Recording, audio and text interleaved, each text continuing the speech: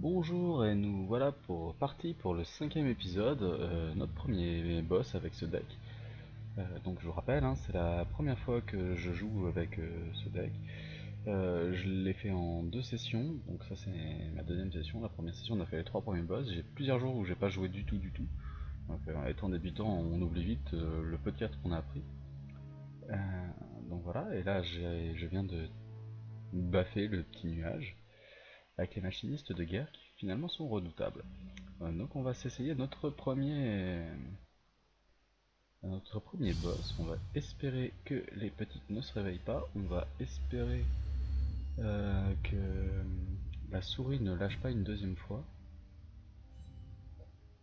Et que j'ai le temps de finir avant que la grande ne revienne. Ça, c'est pas gagné. Alors, gardons-nous...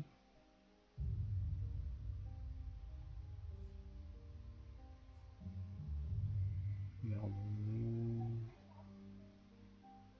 Ouais, je garde ma main. Un tesson, en fait, ça me permet déjà de jouer plein de choses.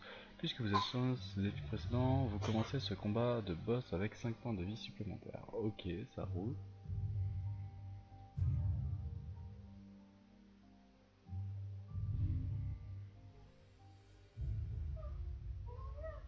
J'ai plus vu, c'est lui qui commence, peut-être. Voilà. C'est le premier tour, il n'a pas posé de carte, ce qui ne me gêne absolument pas.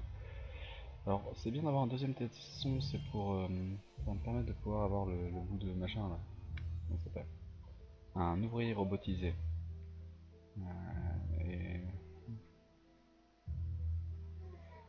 assez rapidement, alors que faire? On commence avec le frelon, on duplique les électroïdes.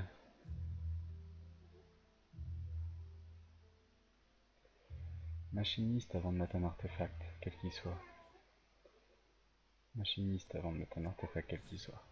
Ah voilà, bon, j'ai essayé de commencer à comprendre comment fonctionne la mécanique du deck. Et si je comprends bien, voilà, le machiniste, il faut le poser avant de poser les autres cartes, ce qui est tout à fait logique. Finalement, ça paraît pas si logique au début, on est là un peu, mais comment elle fonctionne? Et puis on a envie de poser notre frelon parce qu'on sait qu'il faut engager des troupes pour qu'ils viennent en jeu. Sauf que bah, si on n'a pas de troupes, bah, en fait, il sert à rien de les poser. Donc déjà, lui, on peut l'engager pour le frelon. Et en plus, quand je vais poser le frelon, il va envoyer un point de dégâts à notre ami, le gardien éternel. Alors, je clique pas forcément vite sur le bouton, c'est parce que je réfléchis à d'autres choses en même temps. Normal, hein. Je suis sûr que vous faites la même. Euh, Est-ce que je me duplique tout de suite des électroïdes pendant que je l'ai en main? Ou est-ce que je mets tout de suite le frelon? Ou est-ce que je fais les deux? Hmm, c'est pas mal ça, hein? Faire les deux.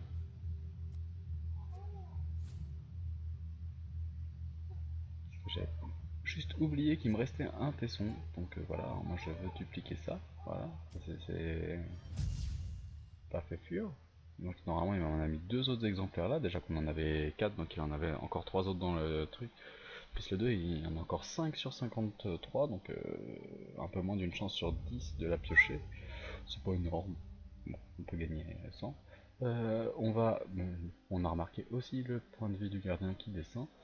Maintenant on va mettre le petit plan du frelon, dont je ne comprends toujours pas l'utilité en fait. Puisque là,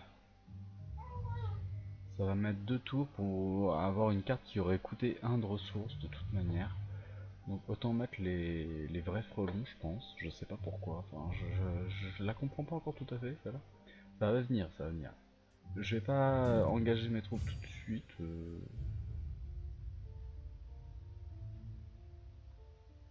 Non, je vais pas engager mes troupes tout de suite. Il m'en faut 2 pour ça. Je le ferai à la fin de son tour.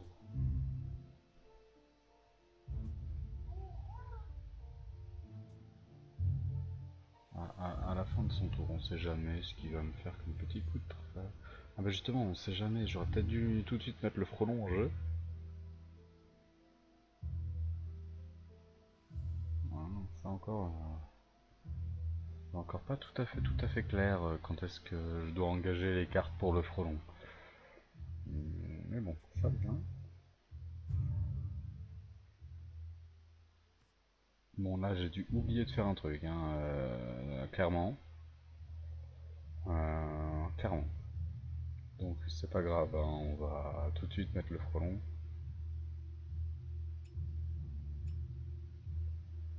Et voilà.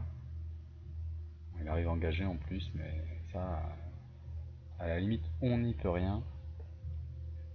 On va rajouter un tesson.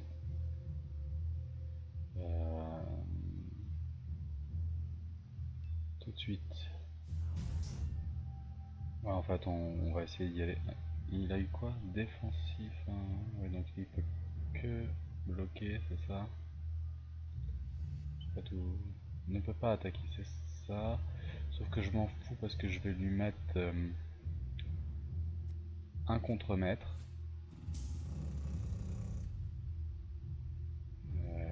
Sur lui. Donc ça devient une 3-3, là ça devient un peu plus embêtant.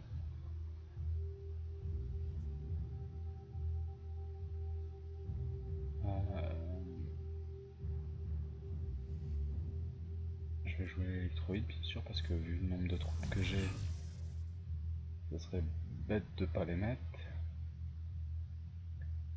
Et puis tout de suite, eh ben, on va essayer un équipementier qui va me permettre de pouvoir rejouer un artefact si jamais je trouve un artefact. Et ça c'est du bol puisque je tombe sur un autre électroïde, mais en même temps je les avais dupliqués donc c'est un peu logique qu'il y en ait souvent. Donc je vais accepter la capacité puis je vais faire venir tout de suite mon électroïde. Hop.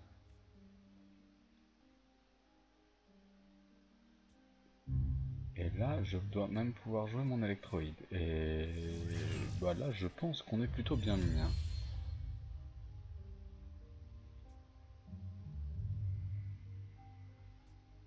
Je sais pas ce qu'il va nous sortir, mais là, à moins de me virer toutes mes cartes d'un coup, je sais pas s'il y a une carte qui existe pour faire ça. Mais là,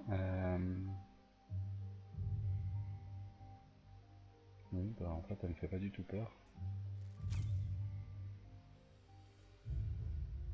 Donc on arrive au tour 3, j'arrive avec 2, 3, 4, une 3, 3, une 2, 1 volante. Autant dire qu'avec les lapins, je ne faisais jamais ça. Hein. Déjà, il n'y a pas de lapins qui volent. Pas à ma connaissance en tout cas. Mon tour commence.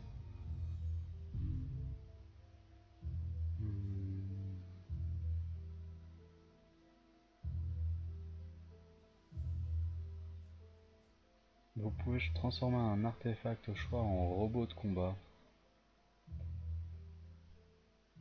Le robot duplicateur il peut devenir robot de combat. Bon déjà on va jouer le tesson. Hein, voilà, on va prendre son fiche un peu en fait.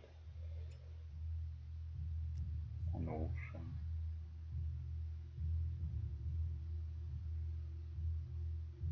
Une carte d'une zone de choix.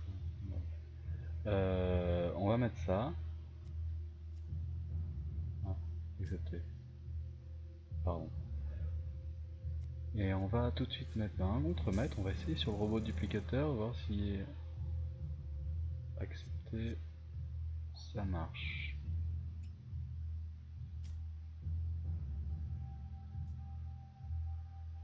Donc là, bah là, oui, on peut dire qu'il commence à être un peu mal barre notre ami. Alors en attaquant, on va mettre le frelon bien sûr. On va mettre celle qui ne meurt pas s'il défend, tout simplement. Voilà.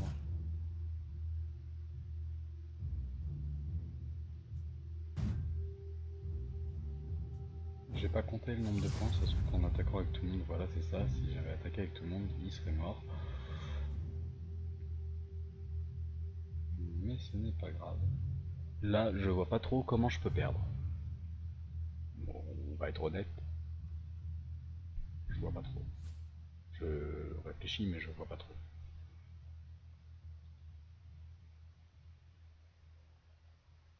Ouais. Ça peut pas être bloqué sauf par une troupe de même couleur. Ouais, il attaque un. Donc sur le long terme, je veux bien que ça soit embêtant, ou s'il a une carte pour la buff, pour lui rajouter des stats, mais sinon...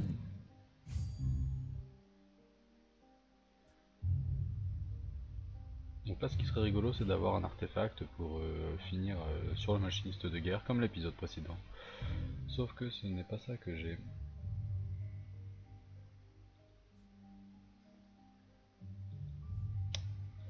Ouais, j'ai plus d'autres cartes. Donc ce coup-ci, on va attaquer avec tout le monde, hein. Il va essayer de bloquer mes 3, mes machins, mais enfin, en fait, même juste le frelon, normalement, il le tue. C'est pas grave, chargez! Bien sûr, le génie ne peut pas attaquer.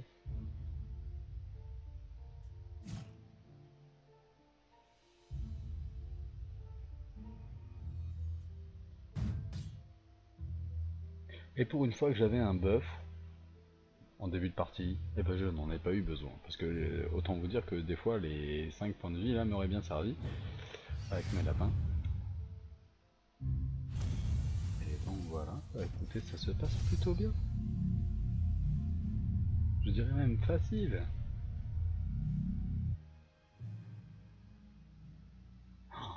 Waouh, j'ai un bonus de maître du segment. Ça m'est arrivé une fois avec le lapin aussi.